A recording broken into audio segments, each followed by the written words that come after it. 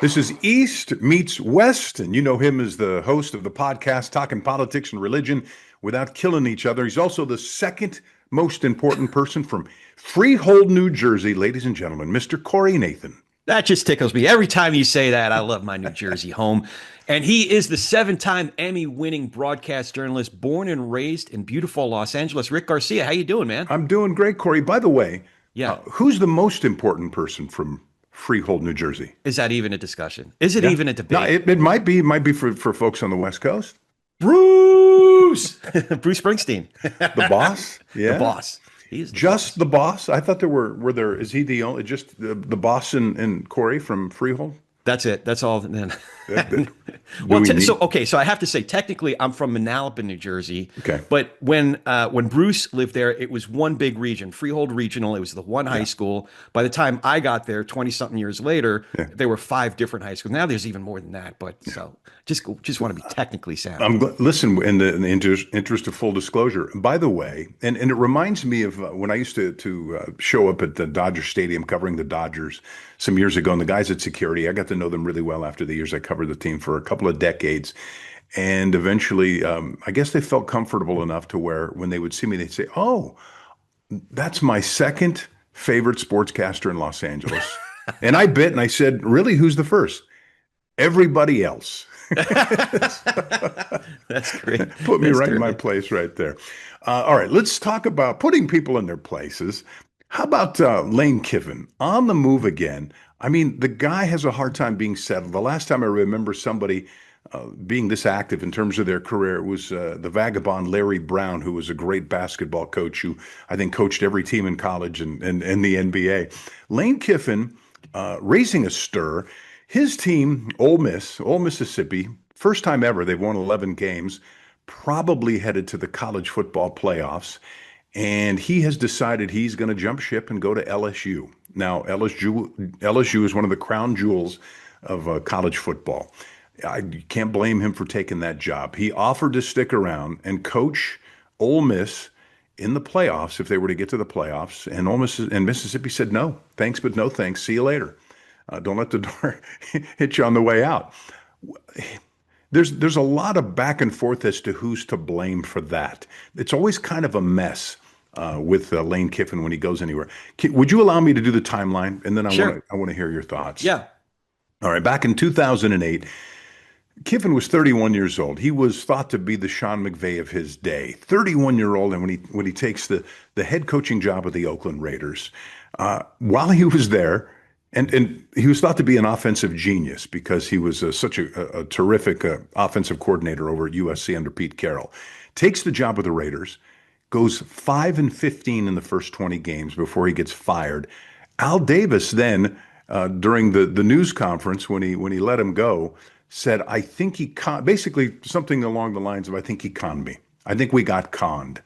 So Kiffin leaves, and then in 2009 he winds up at Tennessee.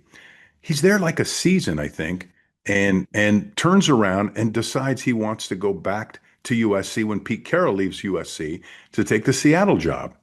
So Kiffin takes off after telling the folks at Tennessee, "This is the place I want to be, and I'm going to be here a long time, and I'll never leave." The next thing you know, he leaves. They're burning mattresses out there in Tennessee, and needless to say, ticked off. Lane Kiffin goes back to what people thought maybe was just the job that he had to take, and that was the USC job. First year, he takes them 10-2. They're ranked 6th in the country. The following season, they're the preseason pick to be the number 1 team in the country. Preseason pick to be number 1. They finished 7-6, and including a loss in the Sun Bowl. All right, so it all of a sudden the luster's starting to wear off a little bit. The following season, they start off 3-1. Not a big deal, although they were supposed to be the preseason pick to be number 1. They wind up 3-1, and then they lose to Washington State, and then they get crushed by Arizona State. It leads to what is called the infamous tarmac firing, where there were folks that said he got fired on the tarmac coming back from one of those games. And instead, I mean, the true story of that is he was fired in an office terminal, but not too far from the tarmac. He winds up leaving Southern California to become the offensive coordinator for Nick Saban at Alabama. Does a terrific job. Alabama. Yeah. Alabama doing a great job over there. They were in the process of playing some important games, and Kiffin decides he wants to be a head coach again. He's offered the job at Florida Atlantic. Alabama's in the playoffs. It was expected that the Kiffin would start after the season, which is really, you would think that's the way they would do things. They don't do it that way anymore. And Kiffin and Saban had a falling out after Kiffin missed some meetings, some team meetings, some really important stuff. And so Saban said, hey, see you later. Go work on your new team. We get it. You can go to Florida Atlantic. Well, a couple of years later, he winds up at Mississippi and really has done an admirable job with Mississippi. The problem now is that he gets this great offer, and they weren't certain whether he was going to take the Florida job or LSU or any other job for that matter. And Mississippi wanted to know following their game on a Saturday.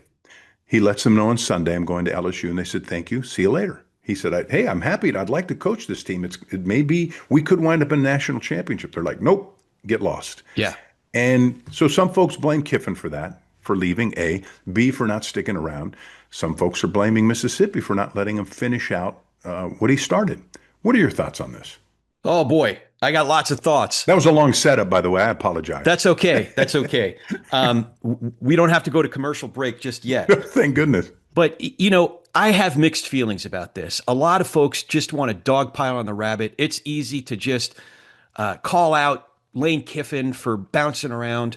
But, when you think about it, in today's day and age, how many coaches are like Paul Bear Bryant that last for decades at one school? And even Paul Bear Bryant wasn't at Alabama his whole career. Yeah, he died basically the next day when he retired, and he had been there for 30-something years. I forget exactly how long he was there. But we live in a different day and age. And when we think about even on individuals' careers, how many of us that are, working for the man, work for the same man for 10, 20, 30 years at a time. We all have jobs. And if we have a good 5 to 7 year run, that's a pretty good run. So, and if I can jump in there, is if I haven't taken up enough time yet, who wouldn't, if given a better offer for a better company, go across the street? Well, so I think there's too much credence just as a default assumption. In this case, I think it is the case. So one of the pet peeves that I have with Lane Kiffin in this instance is he went to the God card. And you know me, I am religious. I'm a unapologetic Christian, grew up Jewish. So I'm very religious. But I don't like when guys in interviews say, well, I prayed about it. And yeah.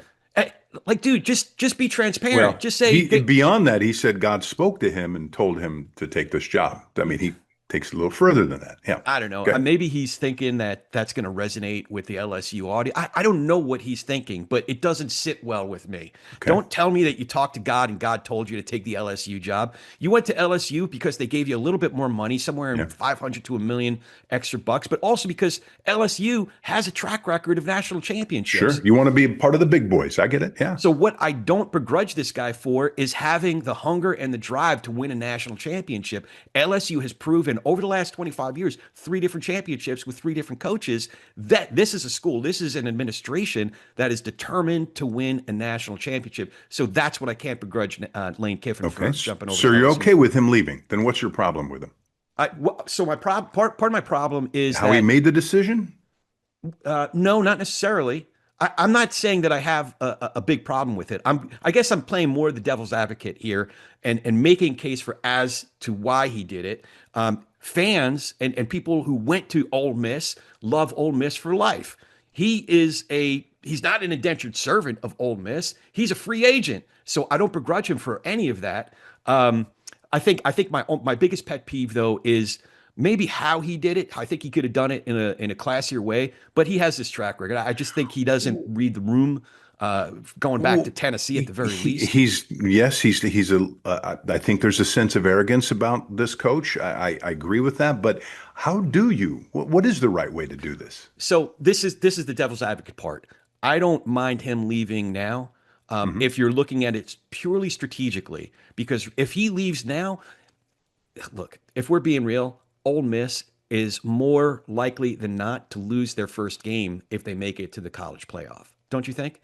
I mean, Yeah. what matchup, even if they get matched up against Alabama, a lower ranked team, I don't like their chances in that game. So Well, what yeah. he's doing is he's selling high. He's selling at the peak of his value at Ole Miss, 11-1. That school is not going to be a national champion, even with him Yeah. there, because they're competing with all the other SEC schools. He's not going to be Sure. able to recruit the talent that he needs in order to really Well, win over there. they're competing with LSU specifically, right? So Yeah, yeah. if that being said, and here's the problem with a lot of this is these teams want to know yesterday if you want to take the job. They want to move on. They want to get started with their recruiting as quickly as possible, right? And it used to be that you would finish out and you'd say, yeah, I'm going to be the next LSU coach, but boy, we're going to finish out the string of games with Mississippi, and we're going to be. By the way, why am I using a Southern accent when I talk about it? Hey, we're going to go to Just kind of Mississippi. We're going to college football playoffs, and we're going to win. And then we're going to go to Louisiana, and we're going to win some more. Look. I think he did want to finish it out. I truly believe he was sincere about wanting to finish it out with Ole Miss. I think he would have been distracted because what LSU wants from him and the Alabamas and the Notre Dames and the USCs is they want instant recruiting. They want recruiting today. Mississippi, on the other hand, from their perspective, if I'm running the program, I would do the same thing. It's like, it's like your girlfriend decides to leave you, and she says, "Listen, I like this other guy more. I'm gonna spend the rest of my life with him, or I'm gonna move on to a relationship with him. But since we're living together, can I stay with you for another couple of months and we'll go out to dinner, we'll go see movies, and we'll hang out together? No, go do your thing and hang out with Mister you right just now. you just reminded me of a story. This has nothing to do with sports, but Oh, at my okay, brother and sister-in-law's wedding, this was I think 1991. I was a baby, like not yeah, even 20 years old. wow, Maybe I just turned 20, but I was dating a girl, and she told me like the day before their wedding that she wanted to break up and leaving me high and dry. And I yeah. just said, "Well, can't you just come with me to the wedding?" Like, Oh, so it would have been one of wait. those things. Let me So look up. Let me look up "desperate" in the dictionary and see if your picture's there. Listen. So the point being is that Mississippi's like, wait a minute, that's a staunch rival of ours, and we're going to let you win maybe a playoff game or two, and then possibly win the national championship, just so that everybody can watch you as the coach do all these amazing things, and then and move then on. all the players are going to want to go with you to the new place, right? At There's already LSU. talk of the QB, Ole Miss's QB following him to Yeah, I LSU. mean, so I look. Sadly, it's a business now. Well, it has been for a long time, but they're not ashamed to admit it anymore. It's a business, and for Mississippi, they didn't want to showcase the other guy's coach. I'm not going to walk around with the girlfriend who wants to leave me for the other guy for the next couple of weeks. Just so that when she does leave me, what am I going to be left with? So Mississippi, they moved on, man. They hired the defensive coordinator to be the permanent coach, and who knows? Who knows? Maybe they still are just as successful. And by the way, Kiffin doesn't miss out financially on this because he's going to get all of those incentives that were built in for how far he would go in the playoffs, including a national championship. So there are hundreds of thousands and even $1 million at stake there if they do well without him. Lane still gets the money. He's going to get it from LSU. So that was That's interesting. Yeah, I didn't look too deep into that part of the contract, but that's probably his biggest incentive to stay. Why he was pushing to stay through, at least the first round or so of the playoffs if they made it. But I still don't like their chances. I don't know who you go up against in that in that bracket that they have a better chance than not to win. I well. mean, The way it's kind of gone this year, I mean, I think Ohio State's been steady for the most part. I think beyond that, though, I think it's anybody's guess who's going to win this thing. And I think it's one of those any given, I'll call it any Saturdays. given Saturday, Yeah, yeah. I'll call it any given Saturday that I think, one of the things about, being able to pay players now is I think it's created some balance that wasn't Mm, there before.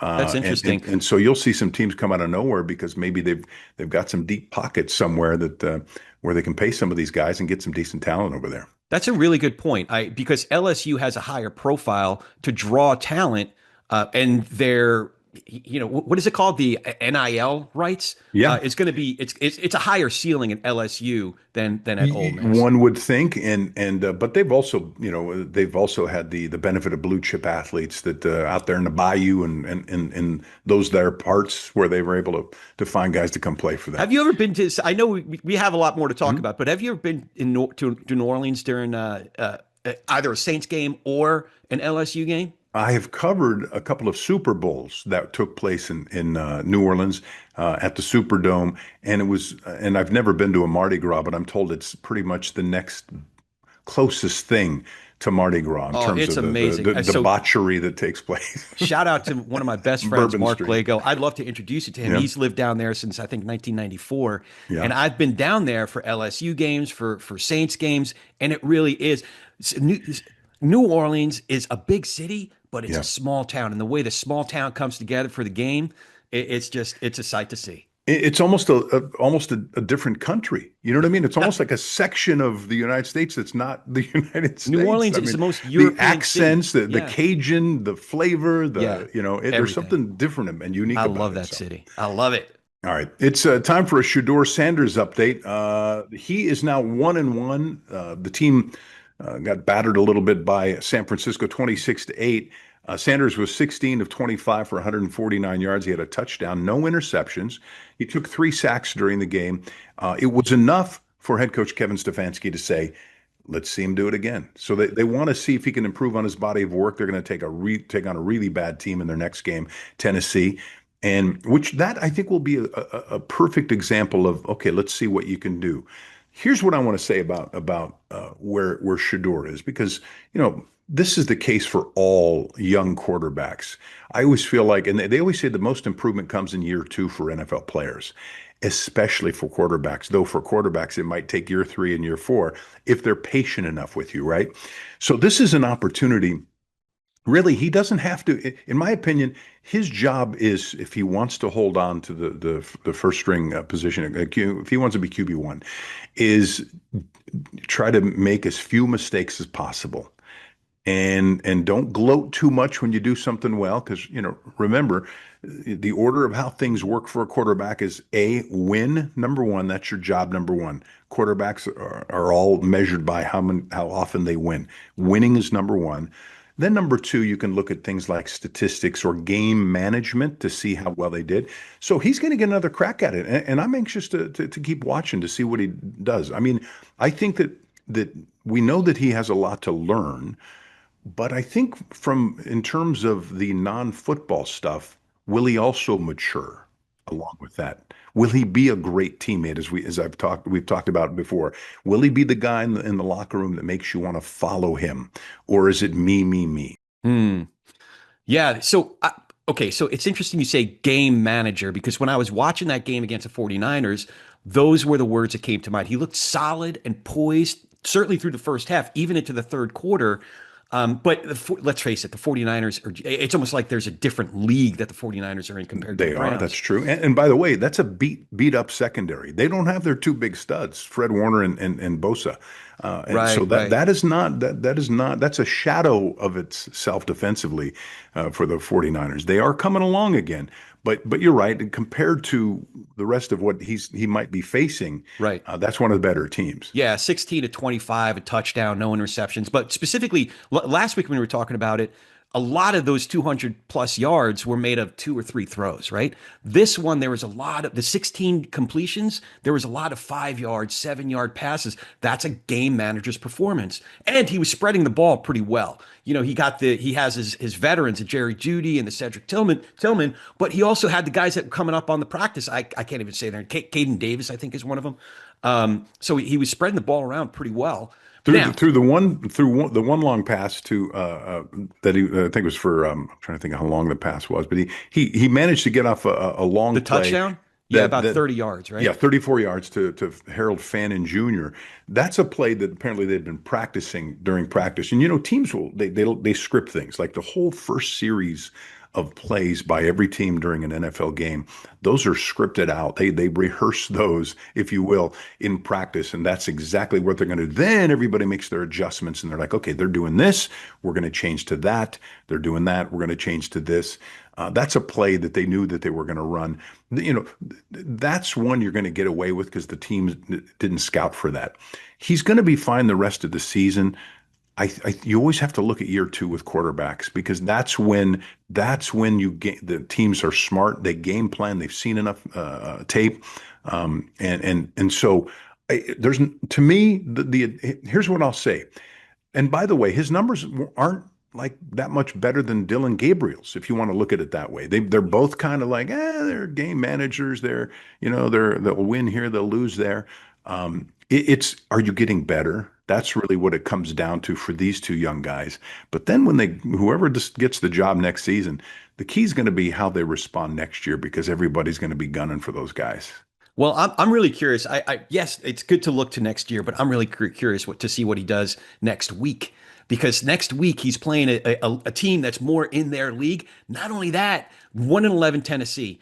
So he has the third week of getting starters reps, but specifically he's going to get up against the number one pick. So I wonder if that's going to be special motivation since he wasn't picked till the fifth round, where he thought he should have been drafted as the number one or number two. So maybe that's extra motivation. I'm curious to see what he does against Tennessee. Well, and that's the thing, and usually when they compare young quarterbacks, they're not comparing them,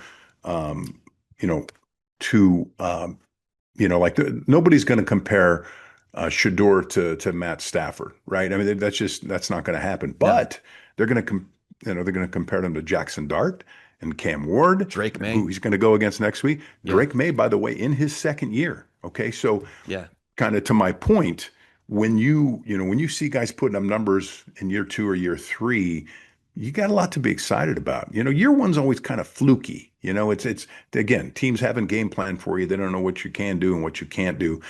Year two, they figure you out a bit, and if you can still beat them as a quarterback, you might be on your way. But he's, the thing is, and I hate to say it this way, but it is accurate. It's somewhat of a car crash to watch, right? Because he's so polarizing. Yeah. And people are rooting for him to fail there. And on the other side, they're rooting for him to do well. I just like watching because I want to see what's going to happen. It's interesting. To me, it's like a cliffhanger. Yeah. Television series that you watch, like the show. There was a show I had a couple of appearances in, and you should watch it. You should binge one of these days called 24. And every show was a cliffhanger. Oh, and you had to watch the next episode. You had to, and you couldn't wait. And back then, you couldn't watch a bunch at the same time. Right. You couldn't binge unless now you can binge because it's been out for many years, and they're even bringing it back. That's what it is for me with Shadeur Sanders. I'm not rooting either way for him to lose or to do well because he's not on my team. Frankly, if I'm playing against him, I'm going to root against him. But I'm just curious. I can't wait to see what the outcome is going to be with this guy. By the way, so before we move on from football, did you happen to see the game last night, the Giants Patriots? Since we're I did. So there was a hit toward the end of the first half. Do you know what it was? The kickoff. Giants taking it back. I forgot the name of the guy that was running, but there couldn't have been. I know that technically the announcers were saying that it was within the rules, and the ref came on and said it was within the rules, but that hit could. If anything should be illegal, if anything should be, let alone illegal, because the player from the Patriots literally used his helmet as a weapon. His helmet to helmet. I was shocked because they went back to look at it to see if it was a fumble, right? Yeah. And I thought, okay, well, they're going to look at it to see it's a fumble. But are they going to see this dude going in like a missile with his head down at him? It's dangerous for everybody involved. It's dangerous for the player who's using his helmet as a missile, and it's obviously and there the Patriots players are. My brother pointed it out to me. I went back and watched again. They're high-fiving each other because a player on the opposing team just got concussed. There's something that is really I can't reconcile. Even as much of a football fan as I am, that was disgusting to see. Well, I think with Kristen Ellis, he was the same guy who blasted because I thought the play you were going to bring up was the dart play. Well, that's he got blasted out of bounds. I mean, I thought that was an aggressive hit, but the kid stayed in bounds. I can't fault it was the same player, by the way, who on the kickoff. It was Christian Ellis, right? He's a linebacker who And everybody's high-fiving him. Both times he Yeah. goes in with his head down. I'm shocked, and I wouldn't be shocked really if the NFL looked at those plays over again and he wound up getting fined because he's a tough dude. I mean, Ellis is a tough dude, but man, they've been trying so hard over the last several years to make safety a priority and getting rid of those head first shots, and that's why these guys get thrown out of games and get penalties called on them and get fined or suspended even. Yeah. So let me ask you a question. Oh, how about this? Should we pop that culture? Or no, let's not do that yet. I'm getting ahead of myself. Premature pop that culture. Um, I want to talk about the Lakers for a second. Okay. The question is, are they for real? Because if you're on the West Coast and you've been following this team, there have been a lot of letdowns, over the last few years of underachieving. And the bar is set so high for this team in Los Angeles. But as far as betting odds, they're I think 13-1 to if you wanted to bet them, 13-1 to win the whole thing. Yeah. And the teams that are ahead of them are Oklahoma City, the Denver Nuggets, Houston Rockets, Cleveland. Oklahoma obliterated the Lakers earlier this year, and the Lakers, while they're in second place in the Western Conference, they did lose their last game against Phoenix, and Phoenix handled them quite well, to be honest with you. I guess what I'm trying to figure out is you know this better than anybody as a New Yorker. Are we being set up for a big letdown? With the Lakers, Yes. I think there's more substance to the Lakers. You have to judge every team every year on its own rights. Yeah. And this Lakers team is pretty robust. You have Austin Reaves, who's really emerging as a legitimate star, along with 28 Luka, points a game. along 28 with points a game. Yeah. Go yeah, ahead. yeah. So I mean that's Scottie Pippen-esque to Yeah. what Luka's Michael Jordan. doing Yeah. is Jordan-esque, right? The best shooting Lakers team I can remember. Luka getting 35 a game, Austin Reeves 25 a game, and you're not even thinking of the third guy, LeBron. LeBron James. Right. And I LeBron is really embracing. I know it's only a half dozen games or so, Right. maybe four Yeah. or five, but he's really embracing this role. And we haven't even talked about DeAndre Ayton, who's Yeah. really clogging up down low. It's such an important facet. It's easy to talk about Austin Reeves' emergence, obviously Luka, obviously LeBron, but DeAndre Ayton is a huge part of this game. What I'm curious about, though, is that does not a championship make. As we saw last Correct. year, the Thunder has such a deep team. Their bench goes so deep. So I'm wondering, can they take, for example, Gabe Vincent was one of their big free agent acquisitions, right? Can they take Gabe Vincent, who isn't really productive? I don't think he's even played in half the games, and turn that into the glue that holds it all together. Some sort of somebody to help make the defensive end of the floor that much more robust. So that's what I'm curious about. I'm very impressed with the top 3 or 4, but it's the rest of the bench that I'm curious about. So I agree with you wholeheartedly. Everybody talks about the big three. They've got it. Luka, LeBron, Austin Reeves. There's just no doubt about that. And those folks who think the Lakers have a shot to win it all, and again, odds makers have them at 13-1, which I think it's not a bad bet. Is that when it comes to the playoffs, now which guy do you guard, right? And if let's just say that if LeBron is taking a backseat role, which he seems to be willing to do, and I think it's a great plan. You and I talked about it before the season started. That is JJ Redick going to get in his head and say, "Hey, this is it, man. Pass the torch," and so your role's going to be different. I think that's great. The two areas that worry me are basically what you touched on. A is depth. Who beyond that is going to make a difference? I mean, they've been hoping that somebody will step up and be that guy. Is it going to be Ayton? I think it could be, but who backs up Ayton? So where is your depth on this team? How long can you have these guys out of the lineup to give them a breather before things collapse? So there's that, and then defense. I don't know what it is about NBA players that they just don't like playing defense. Now, you would think that you would rather win more than anything, right? That winning would be so much more important than anything else. And if somebody could get through to that thick skull of yours and say, by the way, if you're a two-way player and you play some defense, we can go all the way. Yeah. It's just hard to get through to some of these guys. Yeah. Well, if anybody can bring it together, I do have confidence in JJ Redick as a coach, even though he's a relatively new coach. His pedigree, his playing days in the NBA, going back to his Duke days under Coach K, I believe that he has the smarts and the temperament to bring it all together. So I think that part of it I have a lot more confidence in. But yeah, to your point, I think the bench is question. I can't even sit here and name 3 or 4 guys going deep. If we're talking about a 7 or 8 man rotation. Yeah, no, that's a good point. Okay, listen, I had premature pop before. You ready teased to it. do it You for teased real? it. Pop that culture. Pop that culture. All right, so this is, I love this story. This is a story of speaking of NBA stars, Tyrese Maxey averages 32 points a game. He's number 3 on the scoring list. He he participated in the Purina Pro Plan Incredible Dog Challenge Agility Show, which is part of the 2025 National Dog Show. Do you know, by the way, before you even sent me this story, I watched the dog show.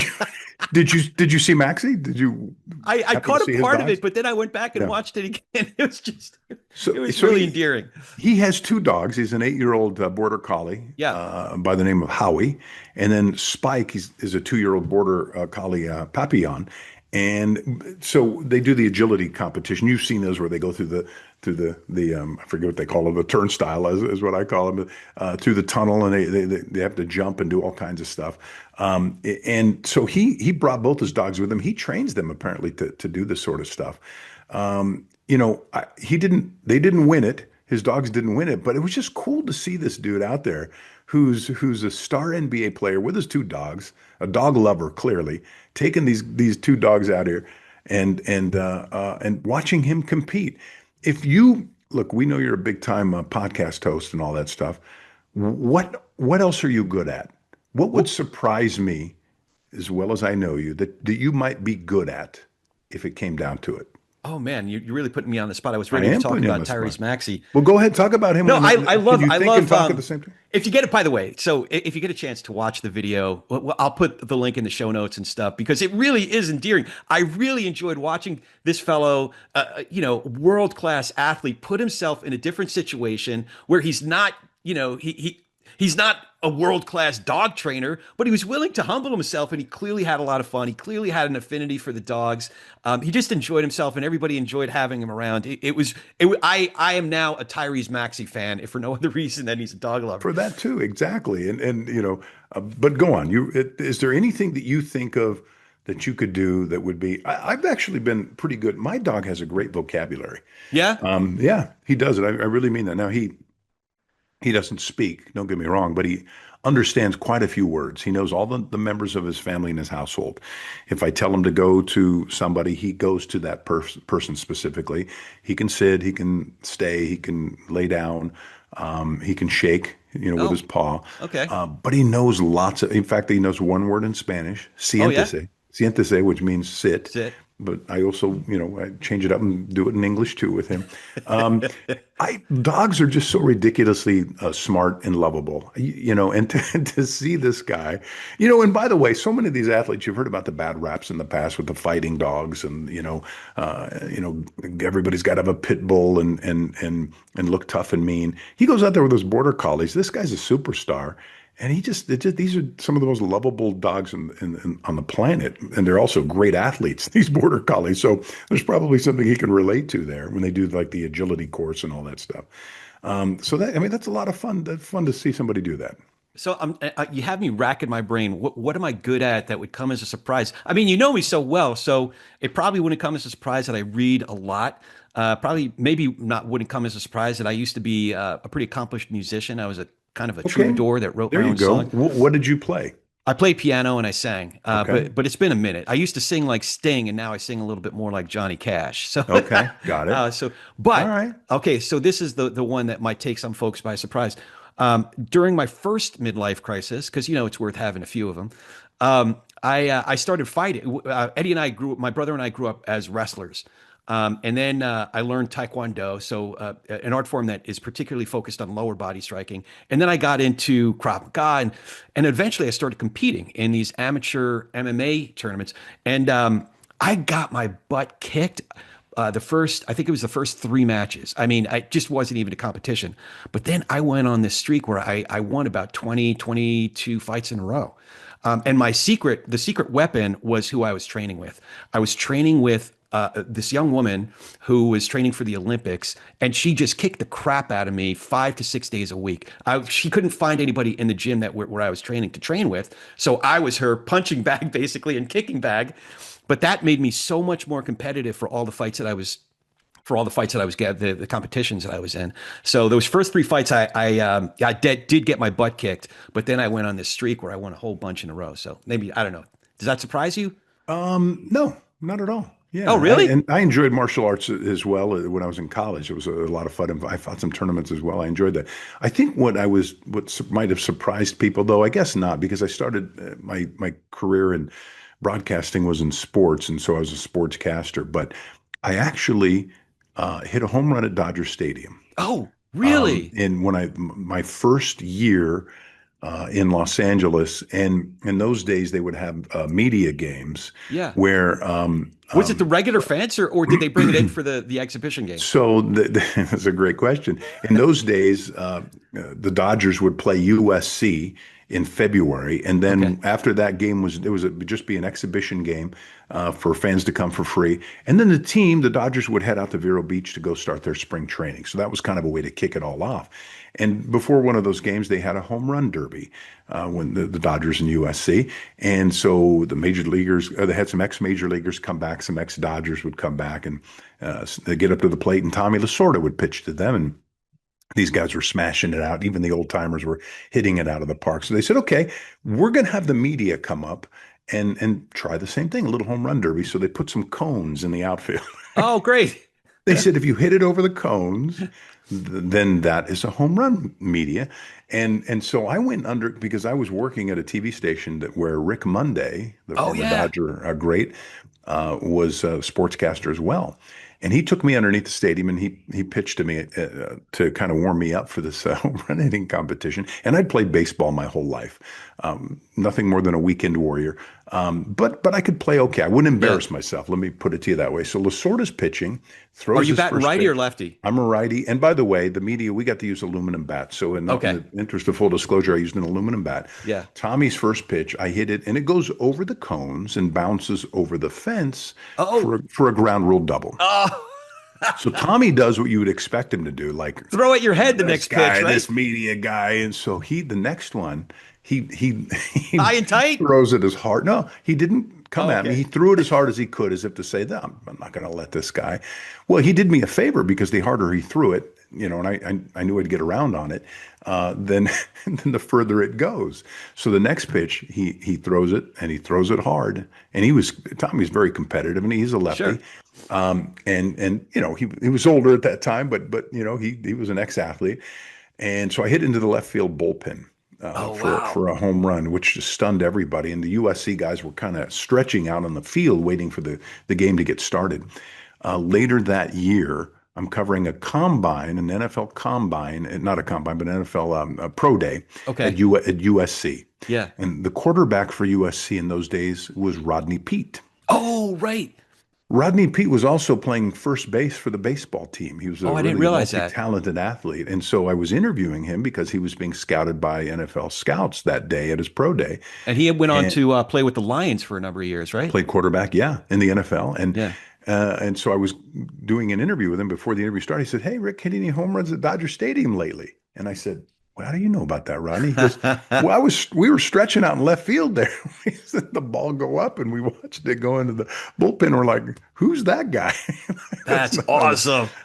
My claim to fame. I wish I could tell you it was something like dog training or something like that, because the expectations were kind of high anyway. As somebody who talked about sports, it was expected that I could also do it as well. Oh, that's great. Yeah, I remember Rodney Peete had some just games that just broke my heart when he played against. He was with Philadelphia for a few years as well after the Lions, and he just broke my heart playing against the Giants a few times. Good guy. What a wonderful guy. He was a predecessor to some of the modern day quarterbacks run pass option kind of a thing. So yeah, that's great, but that's quite a story, man. That was a long story too. That the intro by me and the outro by me were way too long, and my apologies to you up front for that. It's all good, man. Hey, it's as good as an extra segment today. You got almost for bonus segment, and we're not going to charge anybody any extra for that. See that? On top of that, ain't it great? Hey, we got to say goodbye, Corey. I'm Rick Garcia. He's Corey Nathan. It's East meets West. Thank you for joining us. And don't forget, let everyone know you can find us on Apple, Spotify, YouTube, and wherever you get your favorite podcast. Baby got